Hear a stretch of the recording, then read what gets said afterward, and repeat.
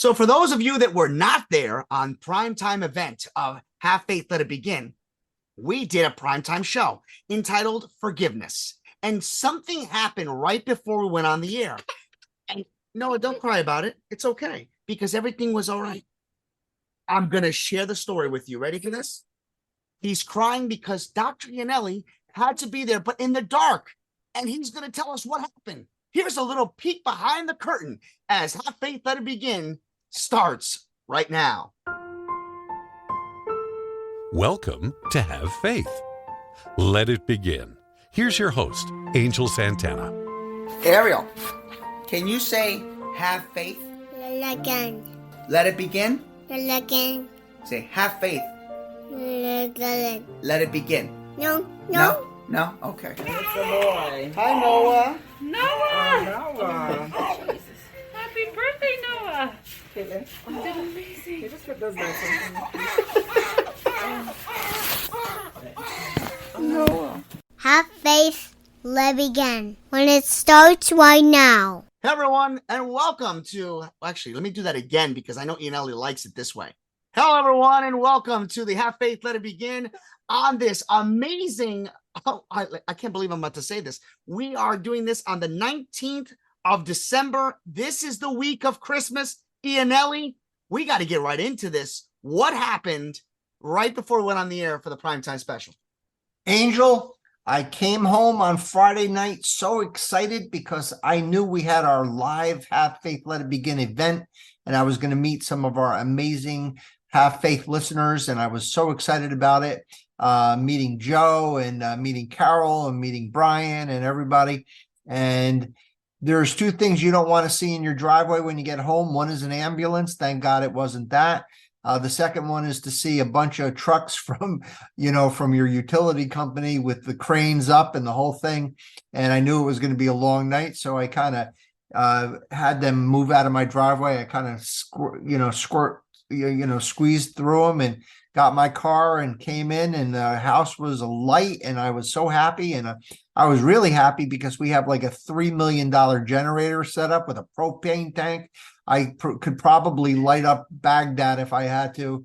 If we decided to attack Baghdad again, they could kind of, plug into my generator. So I thought until the transformer blew and all the lights went off, and that $3 million generator did not click on. And it was a long night. We have Nana here on weekends, our wonderful 88-year-old mom here. And we were 4 ice cubes just like sitting here throwing, breaking the furniture to put into the fireplace and to try to stay warm. And guess what? We survived the night. We had a night with a moon, and we didn't have terribly freezing weather. And thank God for Orange and Rockland. They came today and got us back on our feet, as well as our Generac serviceman. Big shout outs to Orange and Rockland for a great job. I was going to ask you if the generator was made by either Frigidaire or Kohler. No, I'm just kidding. Kidding. Well, so, I have to tell you, there was a time today where I was losing faith in Orange and Rockland because, sadly, and this is really true with most industries, and it's so awful because one of the 4 pillars of my organization, of the CROC organization for our cancer survivors / thrivers, is that accessibility. If you're taking care of people with cancer, you want to be accessible to them, because they're afraid, they're scared, and you don't want them to go through a phone tree, right? You want them to go directly to you. And boy, my wife was on the phone for 20 minutes, and then I got on the phone for 20 minutes, and then I thought I was a smart guy. I figured, let me get to the if you smell gas, press 1. And then I got yelled at from the if you smell gas, press 1 lady yelled at me. Evelyn started yelling at me because I pressed the wrong number and I didn't smell gas. So I need to go back and call back. And I'm getting very discouraged because no one's picking up and I'm not talking to a human. And I left my number and I thought, yeah, the day, when this guy calls me back will be like, it'll be like 2027 by the time I get a call back. But Ralph from Orange and Rockland, as you always do, Angel, you always shout out to the good people. So Ralph called me, nice young man, and he said, yeah, I thought we have the juice, man. The juice is going to your house. You're good. I go, no, I'm not good. We got nothing. I said, thank God we have the generator, but I can't count on the generator, and I have our Nana here. We have to keep her warm. What are we going to do? What are we going to do? So they sent a crew over with 3 big trucks, and they came over, and within 5 minutes they figured it out. And whatever they did, they told me things with solenoids and all sorts of potentiometers and all sorts of things that I have no idea what they mean, but whatever it is they did great. And I thank them. I don't even know their names, but they were wonderful. And I want to end the podcast by telling everyone that Nana will not freeze tonight, and we will not have to break down any more furniture to burn. And what's funny is that, I think that I'm hoping that that all my crazy appliance stories is not filtering to you, and I certainly don't want it to filter to our audience. But listen, there's a reason for why things happen, right? You were not meant to be seen that day, but your voice was heard, and you were a huge integral part to the primetime edition. And I couldn't have done it without you. And my hats off to Rockland, Orange and Rockland. I will send this copy to them, letting them know that you gave a shout out to Ralph. But more importantly, let me end on this note. It is Monday, the 19th. We're close to the holiday season. And we have to allow ourselves the opportunity to be patient, to realize that it's not all about us. It's not about instant gratification, even though you could be freezing. It's about learning that there's people out there that are willing to help you. You just have to be a little patient. I'm proud of you, and I'm honored to call you my friend E, because I'm so proud that you were patient, even though you were getting frustrated, and rightly so. I'm so happy that that you were able to put that into motion and to continue to show your efforts. And look, it paid off. So God bless you.